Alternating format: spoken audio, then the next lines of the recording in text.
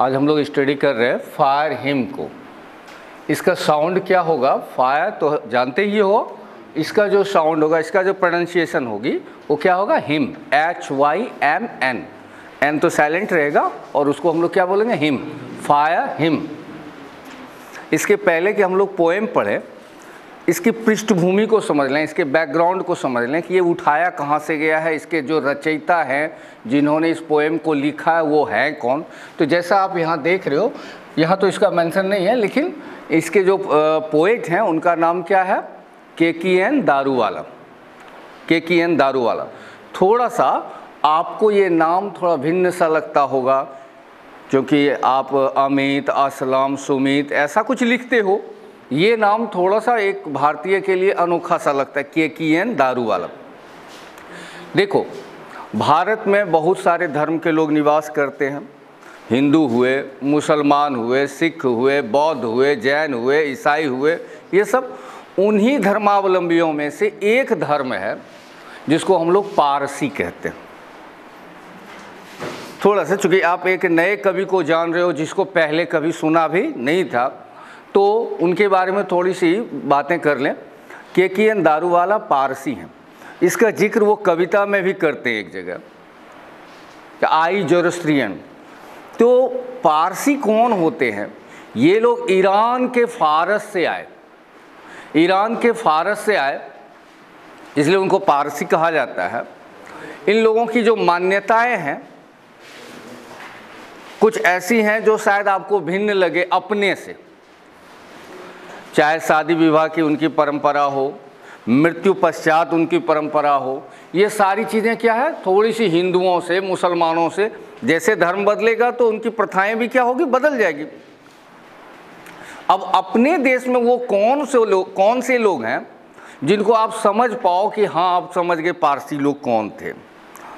तो पारसियों का योगदान उनकी संख्या के समानुपात में, their contribution in the proportion to their population is comparatively higher than any other people belong to religious group। दूसरे ग्रुप, जो दूसरे धर्म के लोग हैं, उनसे ज़्यादा योगदान है किसका? पारसियों का, अपने देश के विकास में। यद्यपि उनकी संख्या करोड़ में भी नहीं है अपने देश में क्या, विश्व में उनकी संख्या सबसे ज़्यादा भारत में है, और भारत में सबसे कम संख्या पारसियों की है, करोड़ में भी नहीं है। मैं कह रहा हूँ 1 करोड़ से भी कम है उनकी जनसंख्या।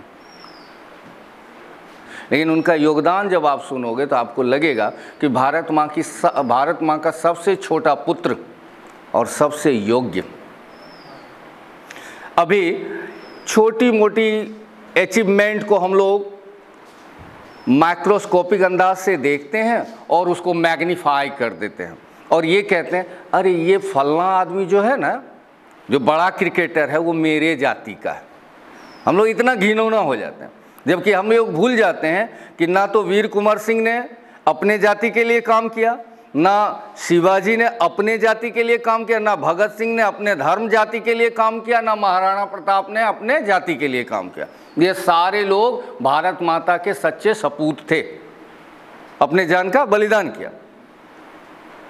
लेकिन अगर हम उसको देखें कि हम कितना नीचे स्तर तक चले जाते हैं जब जातीय या धार्मिक आधार पर अपने ग्रेड्स को चुनते हैं, तो आप याद करो हमारे स्वतंत्रता सेनानी के, हमारे स्वतंत्रता संग्राम के भीष्म पितामह दादा भाई नौरोजी पारसी थे। वो प्रथम व्यक्ति जिसने इंडस्ट्रियल रिवॉल्यूशन ला दिया भारत में, जिसने पहली बार लौह इस्पात उद्योग की स्थापना की भारत में, जमशेदजी टाटा पारसी थे। जिसके दम पर आज आप परमाणु संपन्न कहलाते हो, डॉक्टर होमी जहांगीर भाभा पारसी थे। जिनके नाम पर आज आपने मून पर अपना लैंडर भेजा, चांद पर अपना चंद्रयान भेजा, और उसके लैंडर का नाम क्या है? विक्रम। कभी सोचा ये विक्रम किसके नाम पर है? अंतरिक्ष यात्रा का जो पहला कदम है, जिसके निर्देशन में हमने रखा था, जिसकी कल्पना हमने अंतरिक्ष की यात्रा की सोची, उनका नाम था विक्रम साराभाई, वो पारसी थे। इससे अंदाज लगेगा कि पारसी धर्म में वैसे वैसे लोग पैदा हुए जिसने भारत के विकास की मंजिल तय कर दी, नींव रख दी। चाहे वो विक्रम साराभाई हो, अब तो समझ में आ गया। आज स्वतंत्र है, उसकी नींव किसने रखी? दादा भाई नौरोजी ने। नाम सुना है आपने? हाँ, आज हम उद्योग का सम्राट कहलाते हैं, टाइगर कहलाते हैं विश्व में, लेकिन पहला लौह इस्पात उद्योग जमशेदजी टाटा ने रखा, उसकी नींव रखी। तो आप देखोगे ये सारे लोग अपने अपने क्षेत्र में पहले थे। आज अंतरिक्ष में हम टहल रहे हैं, गर्व से सीना चौड़ा करके कह रहे हैं कि हम पहला देश हैं विश्व का जिसने कि चांद के दक्षिणी गोलार्ध पर कदम रखा। लेकिन बरगद का पेड़ कितना ही विशाल हो जाए, लेकिन उसका दम कहाँ से शुरू होता है? जड़ से। उसकी नींव रखी विक्रम साराभाई ने।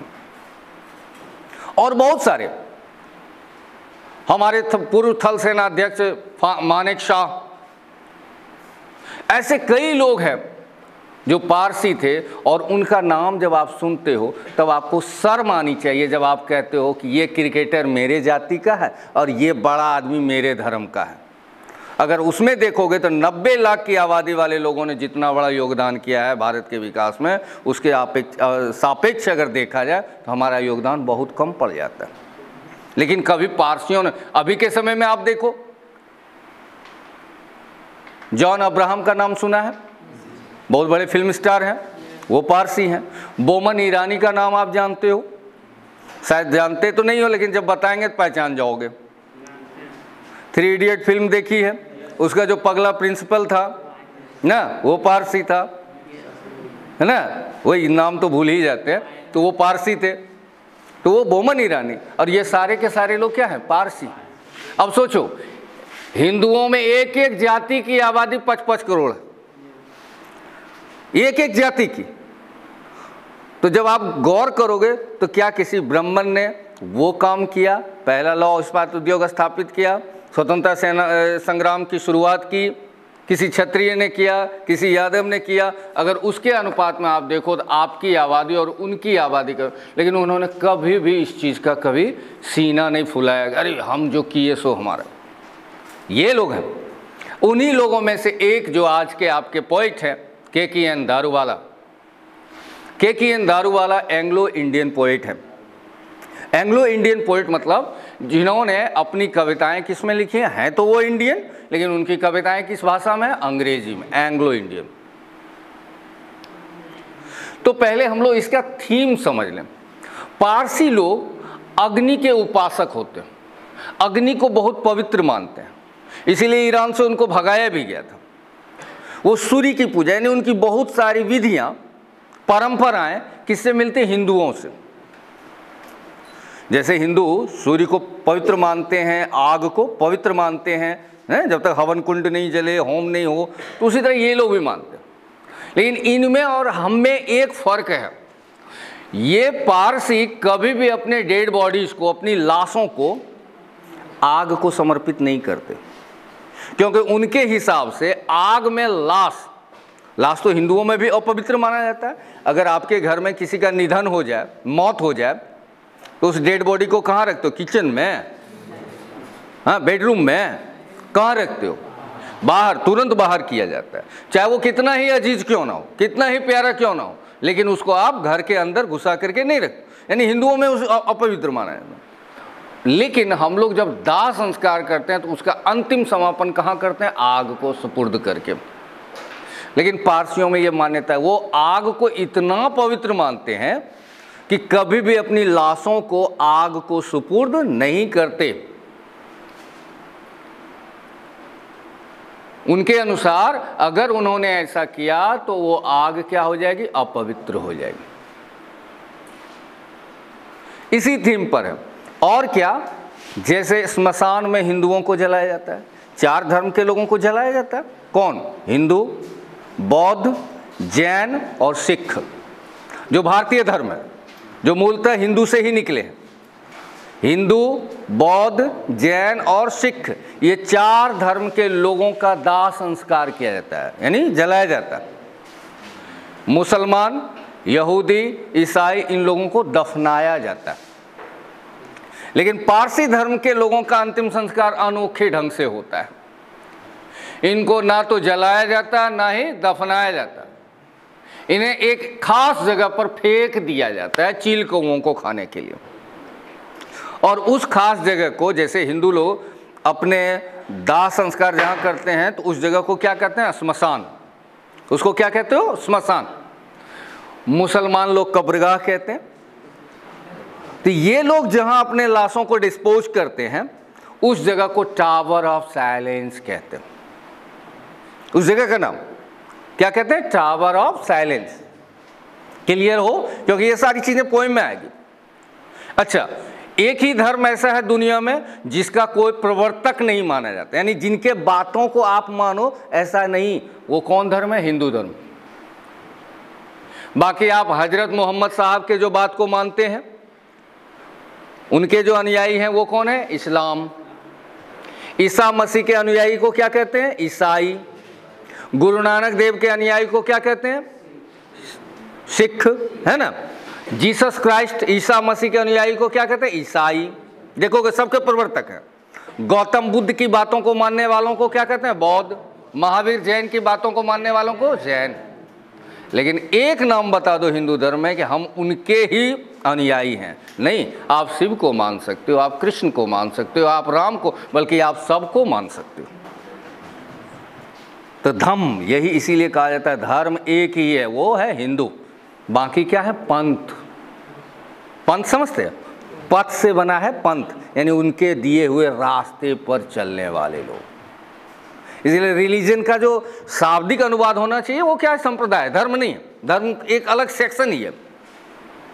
तो ये लोग पारसी थे और पारसियों के जो प्रवर्तक थे जिन्होंने पारसी धर्म की शुरुआत की, उनका नाम था जरथुष्ट। ये बुक से लेना देना नहीं है, थोड़ी आपकी जानकारी के लिए मैं बता, कल को जाके कहीं न कहीं काम दे देगा।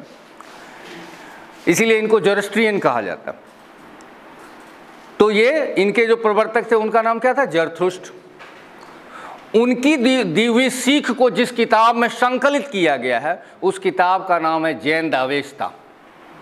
जैसे आप कहते हो रामायण, महाभारत, कुरान, ये तो पारसियों का धर्म ग्रंथ का नाम क्या है? जैन अवेस्ता। और आप मंदिर जाते हो, मुसलमान मस्जिद जाते हैं, सिख गुरुद्वारे जाते हैं ना, ईसाई चर्च जाते हैं, तो ये लोग कहाँ जाते हैं? इनके धार्मिक स्थल को क्या कहा जाता है? सिनेगॉग। इनके प्रवर्तक कौन? जरथुष्ट। धार्मिक ग्रंथ का नाम क्या? जैन अवेस्ता। और धर्म स्थल का नाम क्या? सिनेगॉग। ये है पारसी। तो अब हम लोग मूल बातों पर आ रहे हैं। एक दिन, जैसा मैं I always tell you that the poem can not be understood through its word meaning, the poem can only be understood through its sense. कविता को शब्दार्थ से नहीं बल्कि कैसे समझा जाता है? भावार्थ से। भावार्थ क्यों? क्योंकि जहां न जाए रवि वहां जाए कवि, यानी जहां तक सूर्य का प्रकाश नहीं पहुंचता वहां किसकी कल्पना चली जाती? कवि की। कवि लिख कुछ रहा है और बता कुछ और, उसका भाव कुछ और। तो इसलिए जब हिंदी अनुवाद करोगे तो कई बार क्या होता है कि हम लोग जब हिंदी अनुवाद खाली कर देते हैं तो भाव समझ में ही नहीं आता। इसका ये है कि एक दिन कवि, पहले हम भावार्थ समझा दें ना, तुरंत 5 मिनट में ये खत्म। एक दिन कवि अपने पिताजी के साथ टहलते टहलते कहाँ चले गए? एक श्मशान घाट। तो उन्होंने वहां पर जो नज़ारा देखा वो कैसा था? बहुत ही विभत्स, बहुत ही भयानक। अरे श्मशान का नज़ारा क्या होता है? बहुत सुंदर होता है क्या? आप ऐसा कहोगे आज जो मन लग रहा है, इतना मन तो हमको पहले कभी लगा ही नहीं था। ऐसा होता है क्या? बड़ा ही भयानक नज़ारा था। कवि ने देखा छोटी छोटी उंगलियों को जलते हुए, लाशों को राख में बदलते हुए। उन्होंने अधजले लिम्स देखे। लिम्स मतलब होता है जहां ज्वाइंट शुरू होती है, ज्वाइंट्स के बाद का हिस्सा। जैसे ये ज्वाइंट के बाद का हिस्सा, यहां से ज्वाइंट का ये हिस्सा लिम्स, इस ज्वाइंट के बाद ये का हिस्सा लिम्स, ना, कुल्हे से घुटने तक का हिस्सा लिम्स, और घुटने से नीचे का अधपके लिम्स को, यानी कि लिम्स मतलब समझ गए लगभग सारी बॉडी, खोपड़ी को छोड़ करके, तो अधपके लिम्स को देखा, ये सारी चीजों को देखा। कवि अंदर से विद्रोही हो गए, टूट गए। उन्होंने आग से कहा कि तुम कितने क्रूर हो, कितने जालिम हो, तुम ये भूल जाते हो कि तुम जला क्या रहे हो। मैंने मासूम उंगलियों को जलते हुए देखा। इसके कुछ समय पहले ही एक घटना घट गई थी, और वो घटना क्या घटी थी कि इनका जो इकलौता बच्चा था, फर्स्ट बॉर्न, पहला बच्चा, वो दुनिया से अलविदा हो गया, वो खत्म हो गया। तो कभी लिखते हैं कि जहां मेरा वो स्थल जहां हम लोग लाशों को क्या करते हैं, डिस्पोज करते हैं, फेंकते हैं, यानी टावर ऑफ साइलेंस, मेरे मूल स्थान से हजारों मील दूर था। स्वाभाविक है कि वहां तक पहुंचाना क्या था, मुश्किल था। तो ये लोग इतना याद रखो, ये लोग जला लेंगे, दफनाएंगे नहीं। इन लोगों की एक खूबी है, या तो सबसे पवित्र वही कि फेंक देंगे, लेकिन अगर वो संभव नहीं हुआ तो वो क्या करेंगे, जलाएंगे। तो वो अपने बच्चे को जलाने गए हैं स्मशान। तो स्मशान जब जलाने गए तो आग ने इनके बच्चे को भी क्या किया, जला दिया। तो ये कहते हैं कि पहले मैंने आग को पापी कहा था, कोसा था, बुरा भला कहा था, और आग मेरी इस बुरी बात को क्या हुआ, भूल गया। तो मैं नहीं चाहता कि आग ये बात भूले। आग को ये बात याद रखनी ही होगी कि उसका पवित्र काम ये नहीं है क्या, लाशों को जलाना। और भी कई उद्देश्य हैं जो किसके द्वारा पूरे होते हैं, आग के द्वारा, लेकिन लाशों को नहीं, क्योंकि जैसा मैंने कुछ देर पहले कहा कि पारसियों में लाशों को आग के हवाले करना अपवित्र माना जाता। लेकिन उस आग ने मेरे बुरे भले को भी भुला दिया और मेरे बच्चे को क्या किया, जला दिया। तो लास्ट में मैं आग से कहता हूँ कि तुम मुझे माफ़ ना करो, तुम्हारा जो ये पाप है, तुम उस पाप को तुमने कंटिन्यू किया, आज भी मेरे बच्चे को जला दिया, लेकिन तुम मुझे क्या करो, माफ़ ना करो। तो देखते हैं क्या है। The burning ghat erupted phosphorescence. Burning ghat keywords आपको भेजा गया है, फिर से हम भेज देते हैं टेलीग्राम में जो हार्ड वर्ड्स हैं। द बर्निंग घाट, स्मशान। इरप्टेड, इरप्ट मतलब होता है फूटना, हाँ, निकलना। तो स्मशान से क्या निकल रहा था, फॉस्फोरेंस। फॉस्फोरेंस मतलब होता है स्फुरदीप्ति। स्फुरदीप्ति मतलब एक ऐसी चीज जो जलती ही रहती है, धीरे धीरे धीरे सुलगती हुई रहती है। तो ऐसे भी हम लोग जानते हैं phosphorus. You must have heard this element, phosphorus. Phosphorus को दुनिया का सबसे ज्यादा दहनशील पदार्थ माना जाता है। श्वेत फॉस्फोरस हवा से रिएक्ट करके जलने लगता है, ये तो आपको भी मालूम होता है। इसको हम लोग पानी में रखते हैं, हमारे बॉडी में उसकी मात्रा रहती है, तो जब बॉडी जलती है तो उसका बहुत बड़ा कंट्रीब्यूशन होता है। तो कभी कह रहे हैं कि स्मशान से फूट रही थी आग की लपटें, एंड वॉन्डरिंग घोस्ट। वॉन्डर मतलब होता है भटकना, इधर उधर, हाँ, छटपटाना। अ घोस्ट मतलब भूत। द वॉन्डरिंग घोस्ट लाइट्स, उससे जो लौ निकल रही थी वो कैसी दिख रही थी, नाचते हुए भूत की तरह। किससे लॉस, लास्ट से जो लास्ट। फ्राइटेंड पासर्स बाय, एक एक वर्ड को समझे।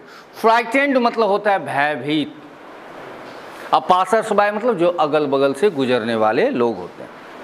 यानी स्मशान का वह नज़ारा जिसको देख करके अगल बगल गुजरने वाले लोगों को के अंदर में भी क्या पैदा हो जाए, झुरझुरी, खौफ। आग की लपटें उसे क्या उठ रही हैं। आगे वो कह रहे हैं एज मूनलाइट स्कटल्ड। स्कटल्ड मतलब होता है फैलना, बिखरना।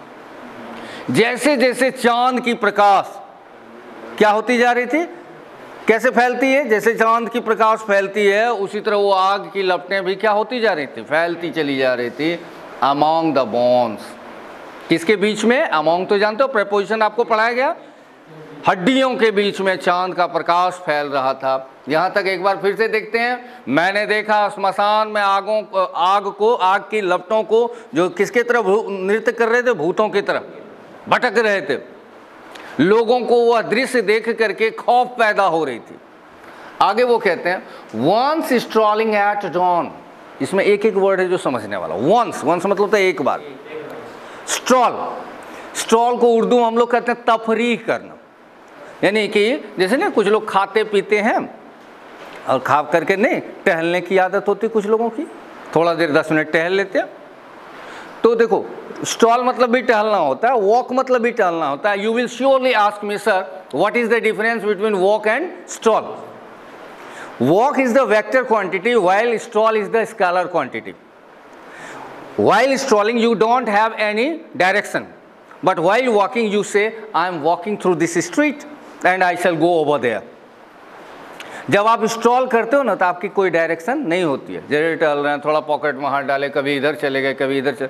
लेकिन जब आप टहलोगे तो आप कहोगे टावर की तरफ टहलने जा रहे हैं ना, देवघर कॉलेज की तरफ टहलने जा रहे हैं। Is that clear? तो जब हम टहलते हैं तो उसकी क्या होती है, डायरेक्शन होती है, वॉक। और स्ट्रॉल की कोई डायरेक्शन नहीं। तो एक दिन वंस स्ट्रॉलिंग एट डॉन, आपने अंग्रेजी में पहले में मैंने कई बार आपको पढ़ा है dawn, DAWN, dawn to dusk. DAWN dawn मतलब होता है सवेरा और डस्क मतलब शाम। ये सुबह सुबह का फासला था। Once strolling at dawn past river bank, bank मतलब क्या होता है, किनारा। एक दिन मैं यूं टहलता हुआ जा रहा था, किसके किनारे था, नदी के किनारे। And what we saw embers losing their cruel redness, हमने देखा एम्बर्स को, सुलगती हुई लकड़ी को एम्बर्स कहा जाता। उनकी जो क्रूर लालिमा थी वो क्या होती जा रही थी, धीरे धीरे लूज यानी खत्म होते चली जा रही थी। To the grey ash, ash मतलब होते राख, कल भी हमने लिखा था, एस मतलब क्या, राख। तो लकड़ियां किस में तब्दील हो रही थी, सुलग सुलग करके किस में बदल रही थी, राख में बदल रही थी। That swallows all half cooked limbs, अभी हम लोग लिम्स की चर्चा कर रहे थे, उन्हीं लकड़ियों ने swallow कर लिया था। swallow मतलब होता है गटकना, निगलना। किसको, शरीर के हर हिस्से को, आधी जली हुई आधा जला हुआ क्या था, बॉडी था। Bore witness to the vast debauchery, witness मतलब होता है गवाह। हम लोग यहाँ आग के डेबॉक्री, डेबॉक्री मतलब होता है ऐसा कृत्य जिसको अनैतिक माना जाए। अनैतिक समझते हो, हमने कई बार समझाया। नैतिक मतलब मॉरल मतलब बताया ना, नैतिक मतलब सारे अच्छे गुण और अनैतिक मतलब सारे बुरे गुण। तो हमने आग को अनैतिक कहा, यानी बुरा कहा, फालतू कहा। तो पापा ने मुझे कहा, my father said you see those half burned fingers, आग के इस अनैतिक कार्य को, क्योंकि पहले भी कहा था आग का काम है पवित्रता, और आग अभी क्या कर रहा था, डेड बॉडी को जला रहा था। किसके हिसाब से, पारसियों, हिंदुओं में नहीं, हिंदू में तो जलाते ही हैं, लेकिन पारसी नहीं मानते इसको। वो कहते हैं उनके पापा कि देखो आग की अपवित्रता को, अनैतिकता को, you see those half burned fingers, अपने बेटे को कह रहे हैं देखो बेटा उन आधी जली हुई उंगलियों को देखो।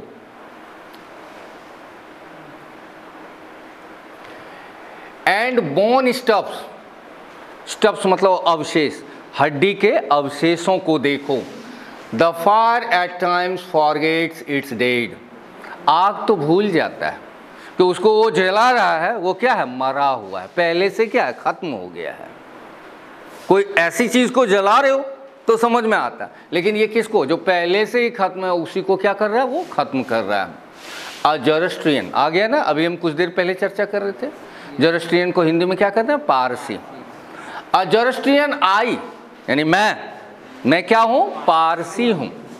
कभी खुद के बारे में कह रहे हैं कि मैं धर्म से क्या हूँ, पारसी हूँ। My child fingers clenched into a little knot of pain, मेरी बचपने वाली जो उंगलियां थी वो मुड़ गई थी, मतलब डर से, खौफ से। और नॉट मतलब होता है गांठ, उंगलियों की जो गांठ होती है ना, इसको KNOT, नॉट कहेंगे, है ना।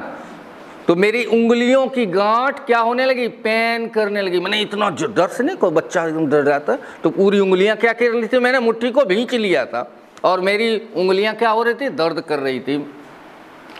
आई swore to save fire, swear मतलब होता है कसम खाना, SWER, Bharat is my home में भी हमने आपको बताया। मैंने शपथ लिया, मैंने कसम खाया। टू सेव फायर, मैंने किसको बचाने की कसम खाई? आग को। कौन चीज से बचाना? From the scene of forgetfulness. Sin मतलब पाप। किसके पाप से बचाने का कसम खाया? भूल जाने के पाप से। यानी कि आग ये भूल गया था, वो मासूम उंगलियों को भी जला रहा है। वो जो खत्म हो चुके हैं उनको भी वो क्या कर रहा है? खत्म कर रहा है। तो मैंने आग को कहा कि तुम कितने पापी हो, मरे हुए को भी क्या कर रहे हो? मार रहे हो। It never forgot and 20 your sins, objective में आएगा ये कितने सालों का ये फासला था। कभी नहीं भूला ये आग। एंड 20 योर सिंस, 20 वर्षों का ये फासला था। एज आई कॉन्साइंड, कॉन्साइंड आपको मैंने भेजा है। कॉन्साइंड मतलब क्या होता है? हवाले करना, सुपुर्द करना ना। तो as I consigned my first born to the flames. Physics के स्टूडेंट हो, फ्लैम मतलब जानते हो? लौ, लपट। मैं अपने पहले बच्चे को किसके हवाले करने गया? आग के हवाले करने गया। The nearest tower of silence was 1000 miles.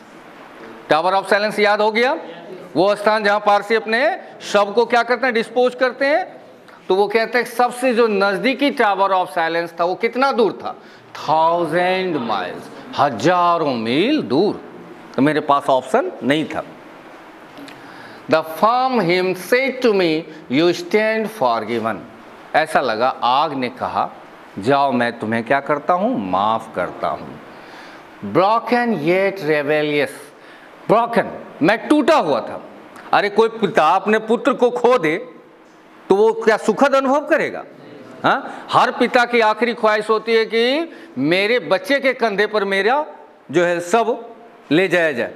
कोई पिता ये ख्वाहिश नहीं करता कि मैं अपने कंधे पर अपने बच्चे को ढो करके ले जाऊंगा। तो कभी टूटे हुए हैं। येट रेबेलियस, रेबेलियस, रेबेलियस मतलब होता है विद्रोही, बागी। मैं बागी हो गया था, मैं विद्रोही था। बड़ी अजीब सा सीन था कि मैं अपने बच्चे को किसके हवाले करने गया हूं? उसके हवाले जिसको कुछ समय पहले ही मैंने क्या कहा था? बुरा कहा था, बेकार कहा था, पापी कहा था कि तुम तो क्या करते हो? गलत काम करते हो, जला देते हो। I sure this time to save it from the scene of forgiving. इस बार पहले बार कसम खाया था किसके लिए? फॉरगेट, भूल जाने के इस पाप से। और लास्ट में मैंने क्या कसम खाया? इस बार to save it from the scene of forgiving. Forgive मतलब क्या होता है? माफ करना। मैं माफ कर देने के पाप से आग को क्या करना चाहता था? बचाना चाहता था। तो कवि ने 2 बार कसम खाई थी। एक बहुत शुरू में, बचपने में, क्या कि तुम भूल जाते हो कि किसको जला रहे हो। और आज जब अपने ही बच्चे को उसके हवाले करने गए हैं तो वो क्या कहते हैं कि तुम जो माफ़ मुझे कर दिए, माफ़ करना नहीं चाहिए था मुझे, मेरे दंड की क्या, मेरे पाप का क्या होना चाहिए? दंड मिलना चाहिए। मैंने तुम्हें पापी कहा था। बस इतना सा। आई होप कि सारी पोएम आपको समझ में आ गई। कोई डाउट रहा क्या? तो क्वेश्चन आंसर चल रहा है तो क्वेश्चन आंसर को भी समझ लेंगे। ठीक है, ठीक है, आज भर इतना ही।